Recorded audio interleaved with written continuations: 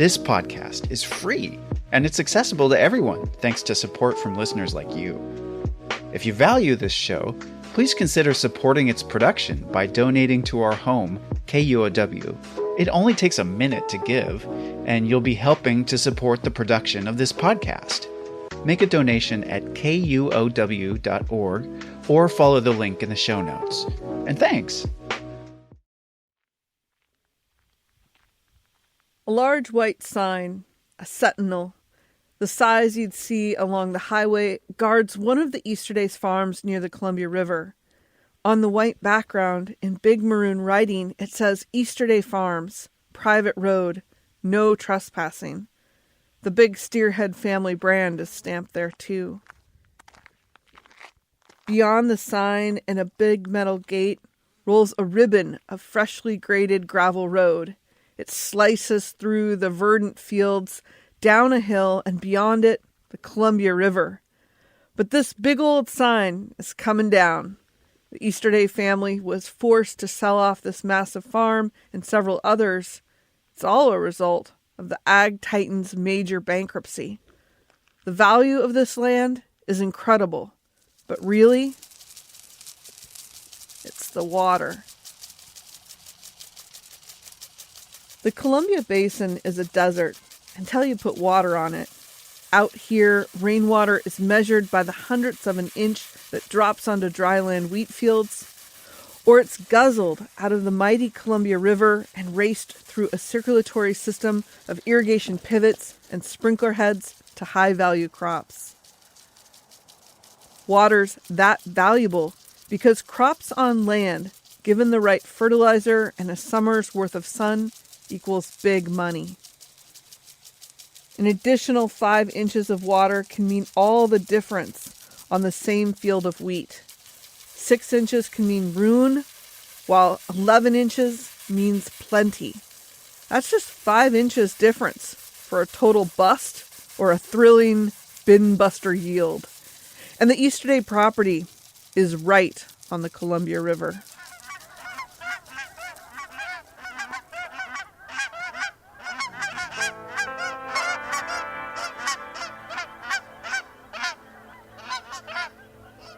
If you've not been on the Columbia and you stand there, the size is extremely impressive, particularly at that location. This is Daryl Olson. He's the head of a group that advocates for farmer irrigators across eastern Washington. And that impressive, cold, deep Columbia River water greens up the Easterday farm.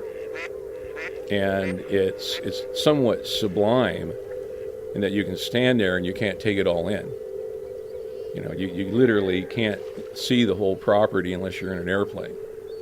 So it just seems vast, it seems endless, it's green, and it's being irrigated with main stem Columbia River water rights. God's country? Better than that.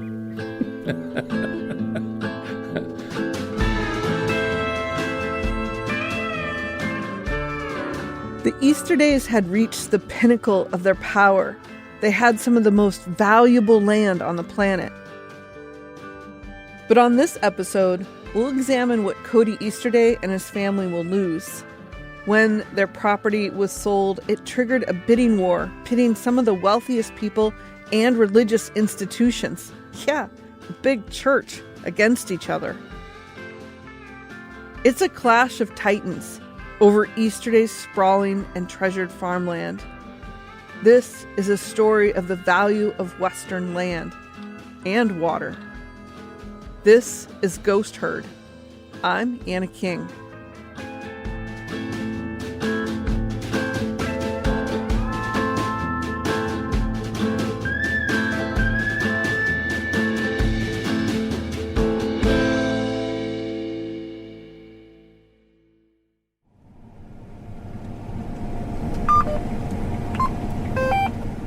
The GPS of this John Deere combine sounds off as the tractor slowly cuts down a big swath of wheat.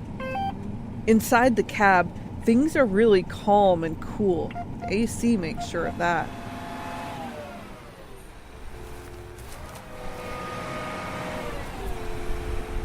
But outside the protective bubble, a 30-foot wide circular blade cuts down the crackling, dry golden wheat.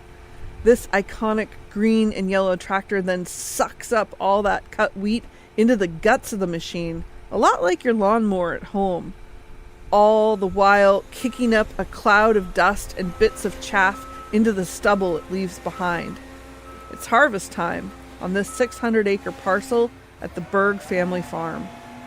We've had some tough weather, trying to get through that. And then it wasn't very hot this summer, until the very end. And so the bluegrass was a little tough to harvest. Nicole Berg stands at the corner of Burt James Road and Sellers Road, a remote intersection in the Horse Heaven Hills, about an hour south of Basin City. She surveys the field and the work as her nephew Ben works the combine. Nicole is the fourth generation to own this farm. This type of operation is what we tend to think of when we buy our bread, eggs, or meat. Her great-grandfather started as a sheep farmer on this land in 1934, but it was her grandfather, Art Berg, that really taught Nicole how to farm. And she says her grandpa preferred the old machines of his youth to these new fancy John Deeres. So my grandpa, he didn't like these combines because they have calves, and he said that you always need to eat more dirt. And so back in his day, the combines didn't even have calves or air conditioning. Can you imagine? Not having air conditioning in a combine, it would be miserable and dirty. Nicole tells me her grandpa believed eating dirt was the only way to understand farming, and Art ate a lot of that fresh dirt.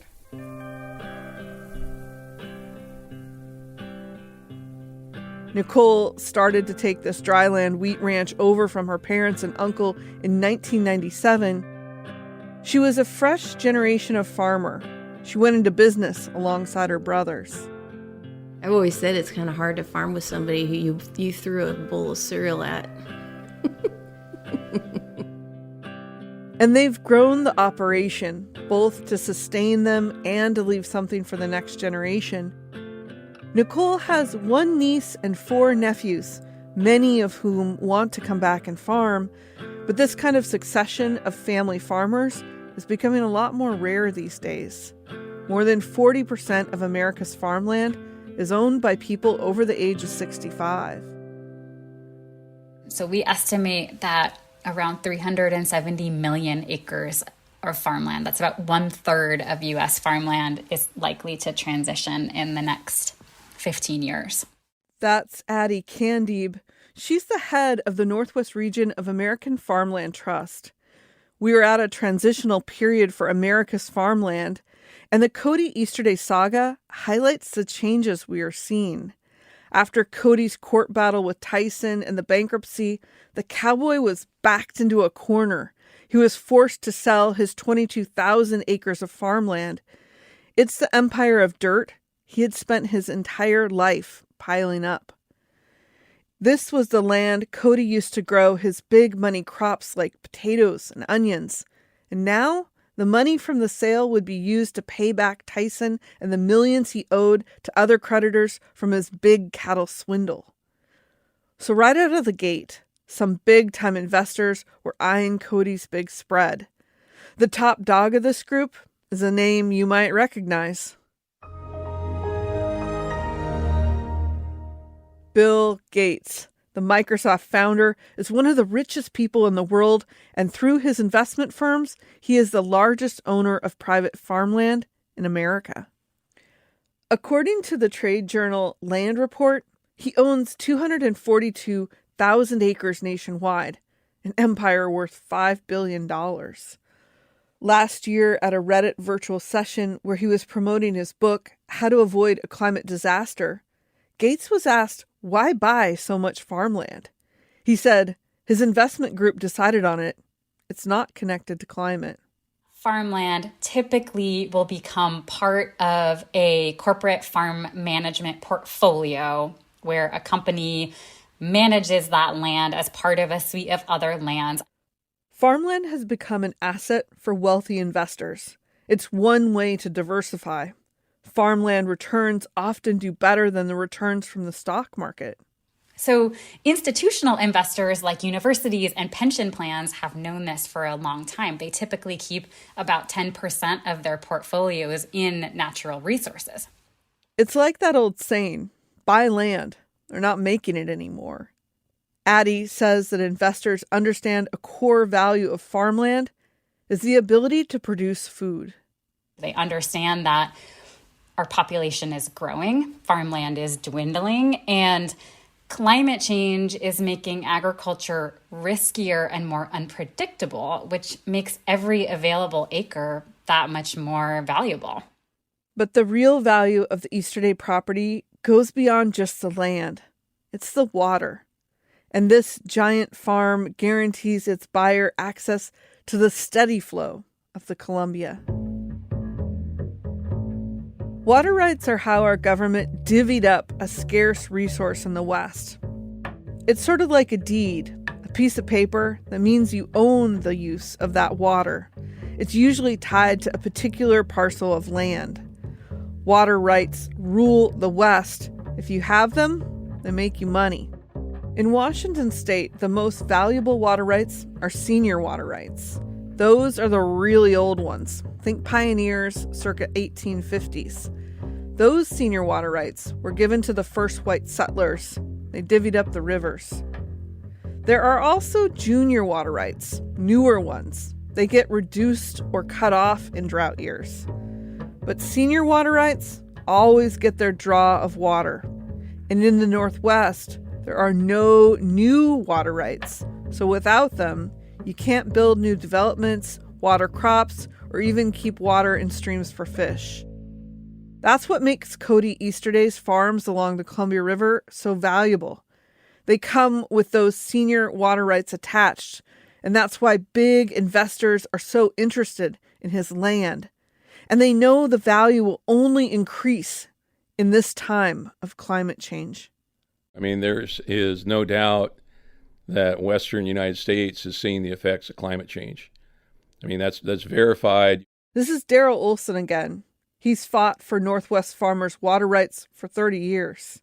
So water supply under changing climate conditions in Western United States is going to decline. That's all there is to it. And again, the one major exception is what we're doing on the main stem snake in Columbia. Daryl says we're lucky here in the Northwest because the Columbia River watershed is fed by snow from the Canadian mountains. So even if Washington and Oregon are in drought, there's still often plentiful water in the Columbia. Like on the Easterday farm, they have senior water rights to the Columbia River, meaning whoever owns this land will almost never be out of water. I mean, the handwriting's on the wall. You need to be somewhere where you've got a long-term stable supply of water. If you're in California, I guarantee people are looking up here with a great deal of envy at the main stem snake in Columbia and the system that we have and the water rights that we have available. Daryl says the Easterday land with this stable supply of water will become more and more valuable in the future. So it's no wonder Gates and his investment firms are interested in this Washington desert jewel. And water rights like this don't come up that often. Like they're not on the open market very often. Not a block this size. As we go forward, Easterday, that level of quantity of water, the quality of the water rights, the location, we're probably not going to see anything like that again, at least not in my lifetime. But all this valuable water also piqued the interest of another large investor. Hallelujah. Hallelujah. Enter the Church of Jesus Christ of Latter-day Saints, famous for the Tabernacle Choir, and owning vast swaths of American farmland.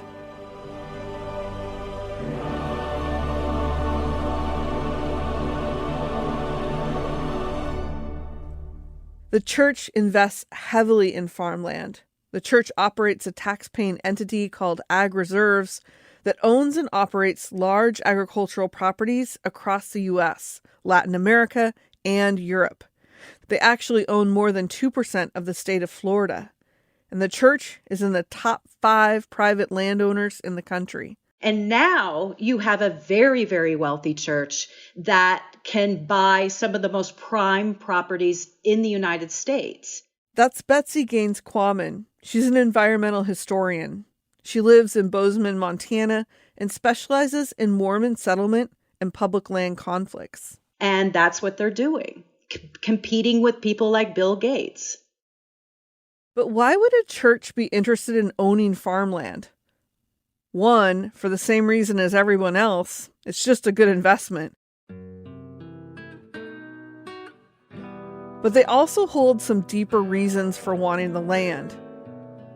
When the LDS refugees arrived in Utah in 1847, they emphasized building a Mormon empire. They sent settlers throughout the West to claim land for the church. They were building Zion, a holy land where all believers could come and live in harmony.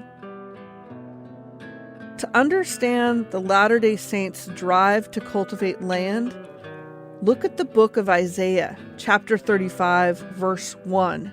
It says, "The wilderness and the solitary place shall be glad for them, and the desert shall rejoice and blossom as the rose."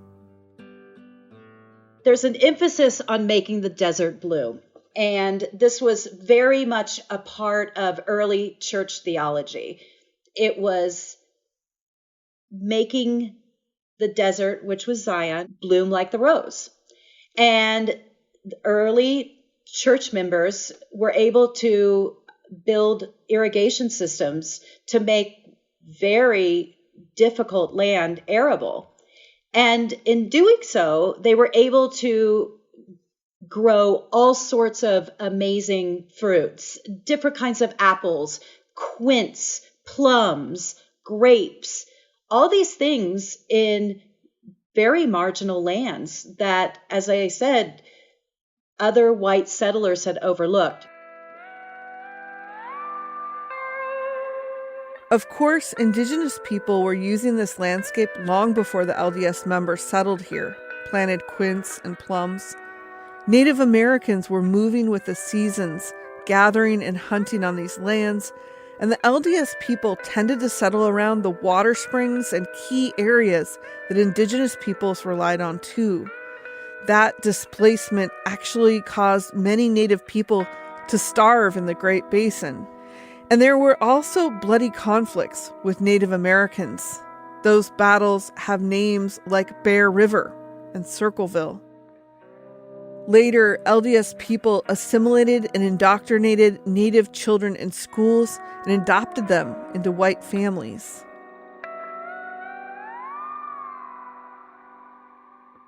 Despite that hard-to-hear history, the Church of Jesus Christ of Latter-day Saints is focused keenly on the future. They believe there will be a second coming of Christ and a need to prepare their people. Gordon B. Hinckley, a former president of the church, summed up why they are so willing to spend millions on farmland. We have felt that good farms over a long period represent a safe investment where the assets of the church may be preserved and enhanced, while at the same time they are available as an agricultural resource to feed people should there come a time of need. And a time of need requires preparation, food, money, farmland. There is an emphasis on being ready for the end of days. And that's not a stretch. I mean, these are the Latter-day Saints. So that really is a part of identity. So land becomes important for all those different reasons. So the table was set. It was a bidding war. Bill Gates and his billions versus the LDS Church and its billions. Now let's go have an auction. That bidding war starts after this break.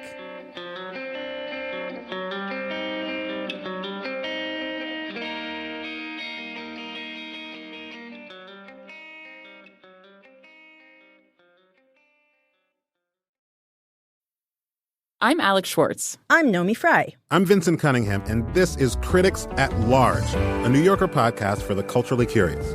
Each week, we're going to talk about a big idea that's showing up across the cultural landscape, and we'll trace it through all the mediums we love. Books, movies, television, music, art. And I always want to talk about celebrity gossip, too. Of course. We hope you'll join us for new episodes each Thursday. Follow Critics at Large today, wherever you get podcasts. So this Easterday land is about to go up for auction to the highest bidder. The man in charge of that auction is Sky Root. I know who the big buyers are. I know who can write a big check, who has the money, who wants to own. When large pieces of farmland like this are up for auction, Sky organizes it all. He'll make calls and send emails to potential buyers to gauge interest. On these big transactions, it's usually sign an NDA, and non-disclosure agreement, and we'll send you some information, and you can tell us if you're interested or not in looking at the deal.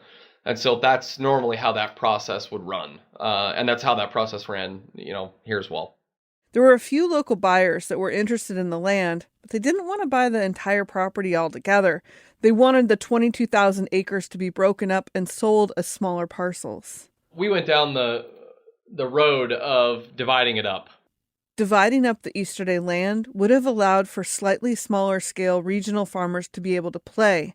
Sky says they had considered that, but ultimately his job is to get the most money for the land. We couldn't maximize value breaking this farm up, and we tried. But at the end of the day, the whole, selling it as a whole unit was how we maximize value. The 22,000 acres sold as one block would push the price tag into the hundreds of millions of dollars. That cut out most local farmers. Only big institutional investors could afford to bid. The auction was the culmination of weeks of work. Sky took potential bidders for in-person tours of the land. He told me his truck knew the farm well by the closing. In mid-June of 2021, teams of lawyers and finance experts from each of the sides logged into a secure video call. In the middle of the COVID issues. So, but yeah, there were groups of people that were together at different places throughout the country, really. There isn't an actual auctioneer talking fast in a setting like this. It's just lawyers on behalf of a few parties, some in jackets and ties, everyone on a video call in their own offices, meticulously going through the process, bid after bid. There were multiple rounds. I couldn't even tell you how many rounds, but there were many rounds of the auction, and with the price going up and up and up and up and up. Sky says the whole thing took hours. We worked through the bids in a very systematic process and got to a winner.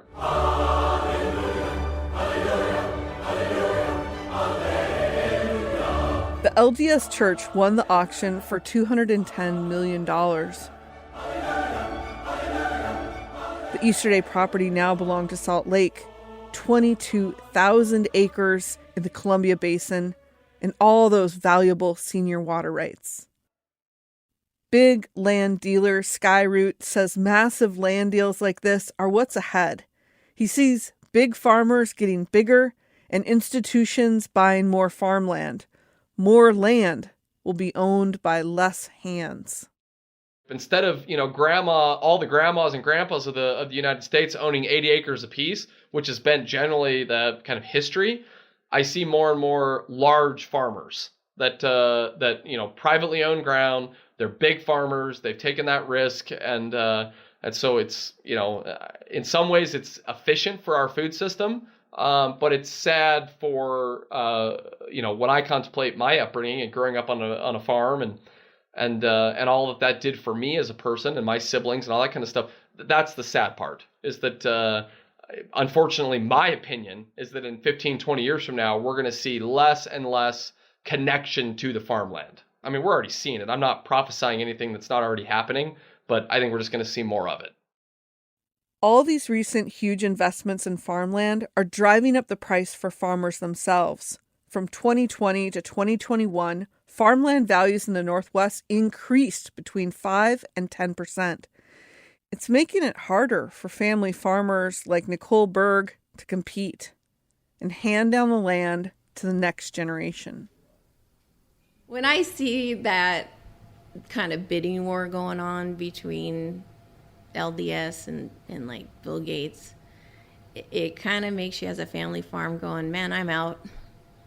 We can't afford that. I mean, probably could, but I don't want to, because it doesn't pencil as far as a farming business. And so they've taken other equity from other places and brought it into agriculture. And so is it right, wrong, or indifferent? I don't know. We still need to feed, 9 billion people across the world. And so I do look at that side of the humanitarian aspect of it, but then on the flip side, there's a true passion across the country for farmers and family farmers to stay in business and to keep family farming. Farmers are getting squeezed, and that's making it harder to own land. That's crushing to any aspiring farmer. Ever since white farmers came into this region and started planting their crops, their prosperity and power has always come from having control of the land. Addie Candib with the American Farmland Trust says land ownership is fundamental to the psyche of our country. The West was settled by people who were promised land because land meant wealth. And if you could go somewhere and get your hands on a piece of land, there was the possibility to acquire more and build a future for yourself. So land as wealth is not new. And I think as we start to look askance at people who are amassing significant wealth through land, we have to look at our legacy because that's where it all started. On what was once the Easterday's prized farm, the last bolt in a new sign is affixed into place. Unlike the Easterday's sign, this one reads Agra Northwest, a new farm name for this beautiful place and new management. But the same crops. Corn is growing tall here again.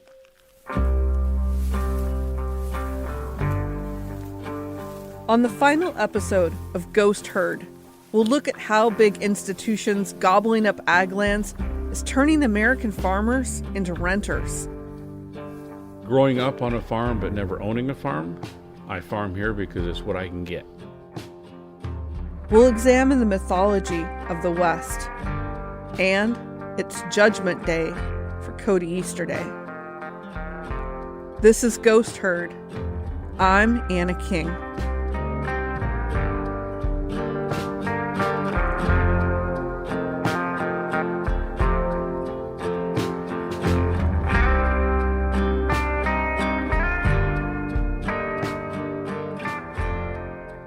Ghost Herd is a joint production of KUOW, Puget Sound Public Radio, and Northwest Public Broadcasting, both members of the NPR Network, a coalition of public media podcast makers. To support our work, contribute to KUOW, NWPB, or your local NPR station, and tell a friend or two about this podcast. It helps. Ghost Herd is produced by Matt Martin and me, Anna King. Whitney Henry Lester is our project manager. Jim Gates is our editor. Original music written and performed by James D. Kindle, recorded by Addison Scholberg, with additional musicians Roger Conley, Andy Steele, and Adam Lang. I'm your host, Anna King. If you have thoughts or questions about Ghost Herd, we're listening. Get in touch at KUOW.org/feedback.